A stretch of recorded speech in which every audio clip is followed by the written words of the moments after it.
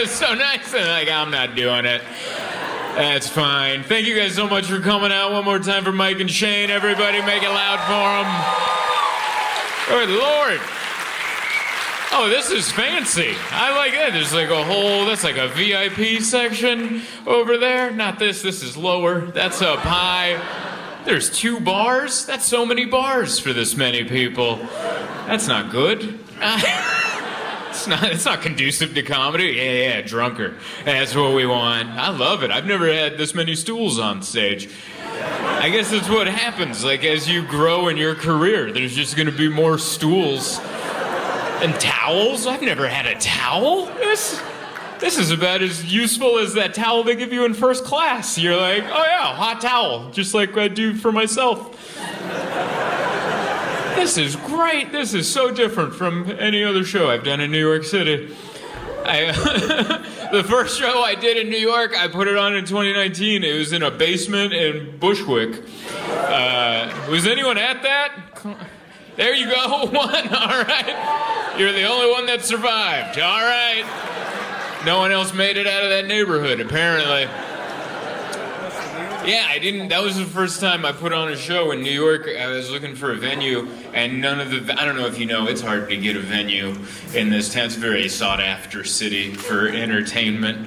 And I always like it when people send me. They're like, "Please come to my town," and then they'll send you the venue, and you're like, "Oh, the arena." That's. Yeah, I'll give that a shot. I'll call up Mr. Square Garden and see what his avails are looking like. But I couldn't get a venue, and then a buddy was like, "Hey, I have a friend, and she has a basement in Bushwick, and she usually has bands play in her basement. You want to do a comedy show there?" And I'm like, all right. And I didn't think much of it, and I put up the tickets on like Eventbrite or whatever, and we sold it out at 50 people. That's as many people as you could fit in that basement. And then I showed up, and it didn't cross my mind. I'm like, oh, I'm just in front of an apartment complex. Like, I didn't make that clear in the description of the tickets. Like, people are just going to show up and be like, yeah, we're not doing that. We're not going in there. So what I did was I ordered a bunch of pizza, and I lured people in like a creep in a van. I just held pizza, and I'm like, you're at the right place. Go in there. And that was the first show I put on. And the second one was at the Broadway Comedy Club, where a woman with monkeypox didn't want to pay me. It was a deep story. I don't remember monkeypox. I think she was the one person I met that I'm like, that's pretty. I think that's it. And she was weird about paying me. And then the other show I did was at a gym called Con Body. You guys went to that? Yeah, Con Body. Remember that? That was a gym down in, what was that, Lower East Side? And it's a themed gym, because you know how like people in prison are in great shape, and then people in New York are like, I just want to be ripped like a felon, but I don't want to like do the crime part. You know, I'm trying to still be allowed to vote and stuff like that. So then that's how they themed that gym. And I was like, can we do a comedy show here? And they're like, we can do anything in here. So that was the last show that I put on myself in New York. And then it came to this, and this is amazing, but it also at the same time, no one outside of this building cares. You know what I mean? Like, I took photos with my name, and I was like, hey, that's me. And then people were like, get out of the way. The hell out of there, there's no time to gloat. That's why I like this city. Everyone's down to earth in this city, because anytime you have a moment, you're like, hey, someone's like, I'll kill you right now. If you are get out of my face, you're ruining the sidewalk. Because that's what this town is built on. This town is efficient because there's misery here. There's, like, where people are happy, they float, oh, what's that? But if you're miserable, you keep it moving, all right? When I was outside going, that's my name up there, they're like, you're ruining the flow of traffic by being happy. But I like that. I like it because the city keeps people humble. They almost didn't let me in the venue. After I took my photo, I'm like, hi, I'm the comedian. And they're like, you have to go get your credentials. And I'm like, I'm the guy. And they're like, we don't care. Like, You need to get an envelope with a sticker, and we're still patting you down, and we're going to get in there. All right? But I like it. I like that they patted everyone down. It gives, no, this is going to be fine. But this is a venue where they do, like, metal shows. There's probably people covered in chains. And you don't know how many arrows there are backstage. Because this place is for musicians that are high or drunk. And it's just all arrows back there going this way. Do not touch that doorknob. Touch this doorknob.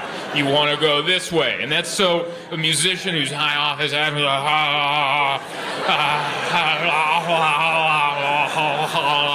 there's so many people working backstage just to make sure I make it here, which is so different from comedy. Like, musicians get to get away with murder, literally. A lot of times, they've killed people and they're like, oh, you rascal, get in here. Why don't you play that song that is my wife and I's favorite song? But with comedians on the come up, you have to mind your P's. You're rude to a waitress and you will be banned from Atlanta. All right? Like, that's how it is. So then you get to this level. Now I'm like too responsible to perform at a venue where they're like, how many arrows do you need to find the stage? And I'm like, no, I'm sober. And they're like, why? Because I have to talk out loud. I think that might be a lot of it. But it's awesome to be here. We got a hotel right next door, so we don't have to go too far back to Brooklyn, which is good. Yeah, our apartment's empty right now because we're moving back to San Diego. So, yeah, don't be sad. I'll still come back. There's flights. You guys have a lot of airports, a lot of them. I only like the LaGuardia one, but that one's good now. And I like it because no one's telling anybody. Because historically, LaGuardia was the bad one, and then they made it good, and they're like, shut up. Every time I go over there, I'm like, whoa, and they're like, shut up. You tell everyone it's horrible. Every time I go to LaGuardia, they got all the lines. They're like, are you clear? Are you TSA pre-check? Are you Sky Priority? And all the lines are like, they're 5 minutes. They're the same amount of time. Just walk on through. They're happy to see you. And then JFK, you're like, that is... A lot of times that Uber ride is longer than the flight that I took to get in. And they're like, come on in, man. So yeah, we're moving back. We have an empty apartment. We had the movers come in on Monday, and they took all their stuff, and we mistimed it. So now my wife and I have just been living in a flop house. We just have a mattress on the floor. And we're like, this will be fine, won't it? It's not. It is not fine. Have you ever had an argument with an echo? Like, that's when you know you've either just moved to the place or you're leaving and you're like, I shouldn't hear the argument twice. And that's where we're at. I'm happy. I'm happy to be going back to the sunshine, but I'm gonna miss. I like it. I never had a moment in this town where I felt like I fit in, but I liked that. You know? I like where every time I went outside, I'm like, who knows? You know? Who knows? Someone might yell at me, someone might smile, and I think it's for me, it's for someone behind me. There might be an argument over a scarf. So many things. I like that you guys were like, I could see an argument over a scarf. Like, a couple of you laughed, and a lot of you were like, I got an argument over a scarf today. I yelled it wasn't cold enough, and they said, prove it, and then we went after it. I remember one time I forget which train, but like there was a dude who was peeling cucumbers on the train and then putting them on his face. He was doing a full beauty treatment on the train, and the train was full, and only my wife and I were looking at him. My wife and I were the only ones going, oh, look at that. And everyone else was like, smart, dude. My skin's dry this time of year. This guy's getting it good. But yeah, we had movers come in, which is always. This is the first time I've ever had movers. I've always been the mover. I've never done it. And then they come in. I think they should ask you to leave. Because have you ever had movers come and then you were there and then you're just like, yeah, that one too. And then they're huge. They look like they could throw you across the street. And you're like, yeah, that one's fragile. I They pick up a lamp, there's glass in that. You should watch out for that. It's just bad. And they were all strong and handsome. And it was like too much. And then you watch your wife watch them. And then she'd look at me and I'm like, are you contrasting and comparing? Like, what are you doing right now?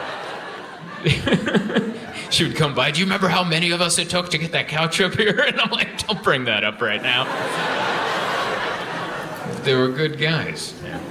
I always get weird when people come into the house. I never know what to do with myself. Like, we had someone come in, they had to work on the plumbing or something, and they were in the closet, so I'm just standing in the living room because I don't know what I'm supposed to do with myself, so I'm just standing there. And then a second worker came in that I wasn't expecting, just came in, and I was like, and for no reason, I just picked up an ottoman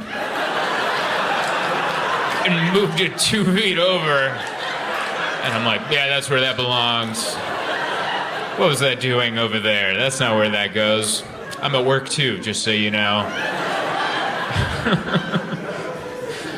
You know, I had to Google the word ottoman. I didn't know that's what that was called, because I give everything a nickname in my house. I call those the stumps. When my wife and I sit down, I'm like, hey, why don't you bring one of those stumps over so I can put my hooves up? And I didn't want to say that in front of an audience because I didn't want to sound like white trash, so I Googled. I'm like, what are those stumps that I put my hooves on when I watch TV? And they're like, did you mean ottoman? And I'm like, yeah, the dog from Beauty and the Beast. That's exactly what I'm talking about. I never know what to do with myself. Like, we had to hire a guy to hang our TV when we moved here because you guys have, there's brick walls on the East Coast because you guys have less earthquakes, so you can have brick. I grew up in California where everyone would be dead if there was, all the walls are made of paper. So it's like, oh my God, oh, I'm still alive. I'm pinned down, but I'm not dead. But here it's brick, and I don't have a drill. I got an IKEA drill that's made for fake wood, and so my wife, there's an app called TaskRabbit where you can hire men to come over and do men things. That's what they're there for. So my wife's like, I hired this guy to come over and hang our TV, and I looked, and it was a Russian dude named Igor. And I was like, all right. And she's like, oh, he'll be here in 10 minutes. I'm like, okay. And she's like, are you going to stay? And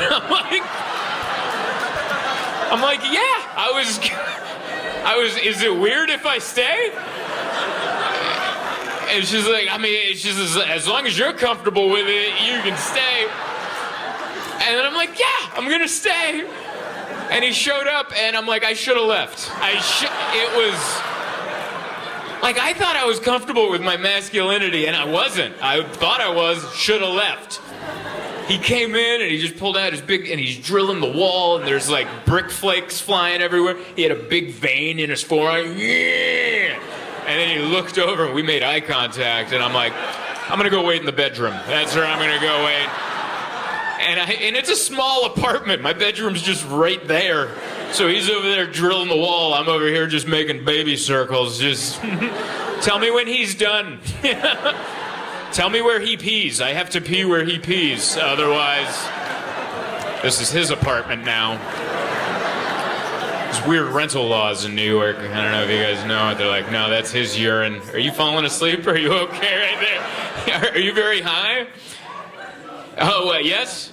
Oh, of course. I love your answer. That was a very New York answer. You're like, of course. Like, what do you responded like I asked if it was Friday. You're like, of course it's Friday. Where have you been?